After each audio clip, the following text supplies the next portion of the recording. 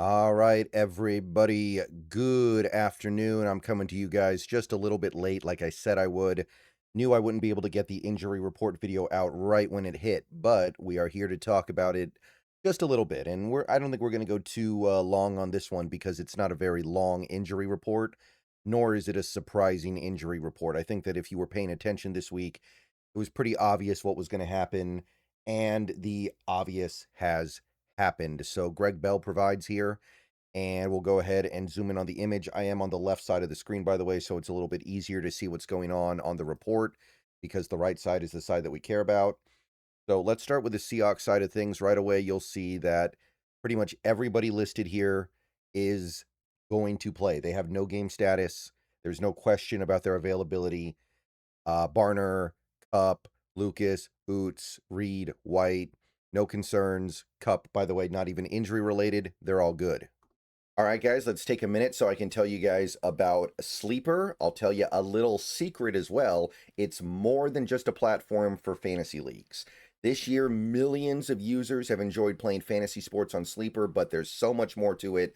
You have live stats, real-time updates of all stats. You have a news feed with lightning-fast updates on players and teams, and a real-time chat where you can engage with other users about plays, performances, games, all kinds of stuff during the sports season. So download Sleeper, experience it for yourself, and don't forget to use my promo code SBN to get up to a $100 match on your first deposit, and pair that with their new promo that will give you a free $20 entry, no deposit needed. So you can use both of those promos. Terms and conditions apply. See Sleeper's terms of use for details. Currently operational in over 25 states and going, so check out Sleeper today and use those promos. Right, so you'll also notice that pretty much everybody on this list that is playing on Sunday was a full participant in practice all week, so not much to be concerned about. Again, Thursday was an estimate, so whatever, but regardless, you can see that things are coming together pretty cleanly.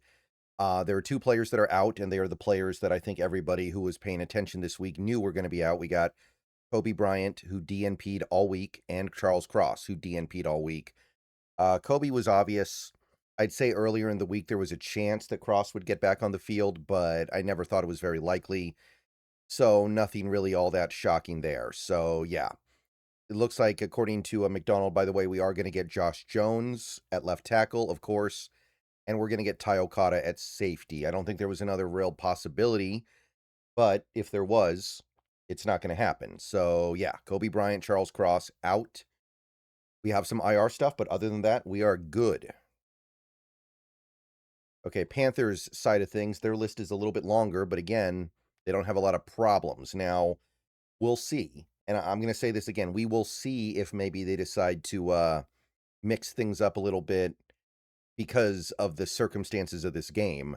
But in terms of injuries, you can see that they have a bunch of players that were listed on the injury report in some way, shape, or form, but are going to be good to go.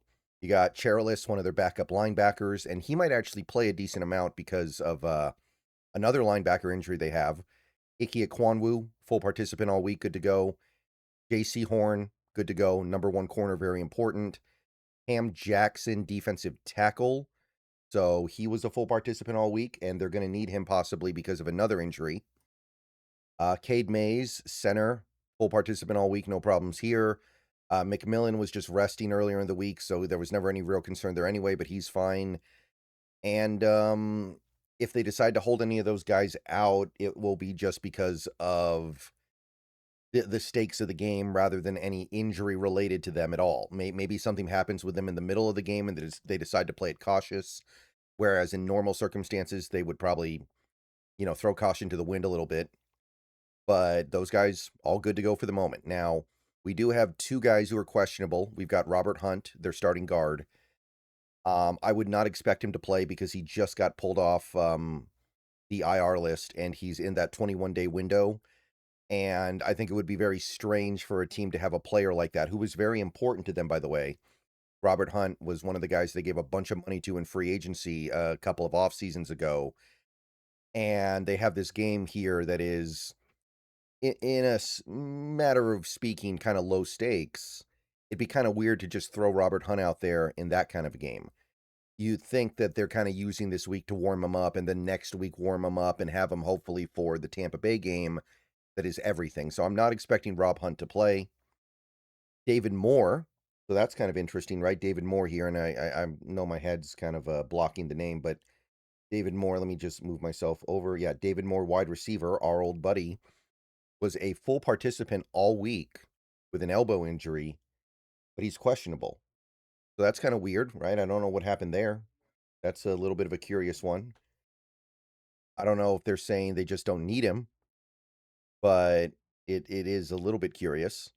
I not really sure what to make about that. You almost never see that. So we'll see if he plays or not. He's obviously not a big player for them, but I mean, the Panthers are not super thick at receiver, right? Xavier Legette. They got the guy from Holy Cross. It's not a great. Oh, excuse me. Ugh, my bad. Okay, so yeah, David Moore questionable. They have two players out here. The first is Trevin Wallace. Let me move back over. Yeah, Trevin Wallace, linebacker. He does start for them. He is out. He is definitely not playing.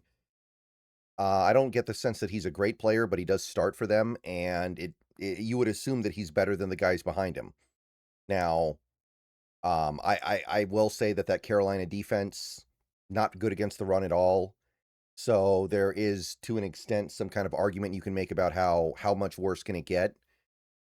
But you are going to see them dip into their depth at linebacker with guys like Cherilus, and you got to assume it would be worse. If not, that's very odd that the coaching staff hasn't figured out they have their better linebackers on the bench.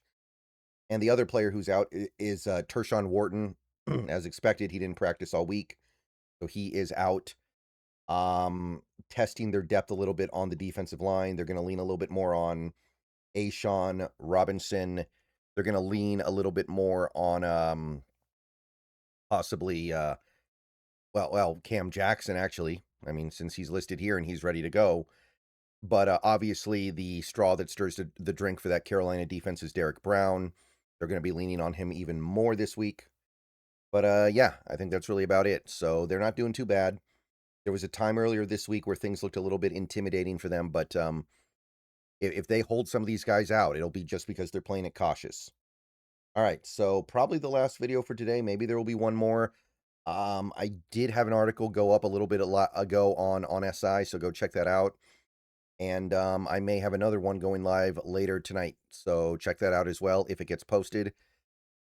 Pre-game video tomorrow, and I think that's really all the ground there is to cover. So the team's pretty healthy right now. Now we just have to hope they can go out there and perform. There we go. That's where we want it to be. All right. See you guys later. Go Hawks.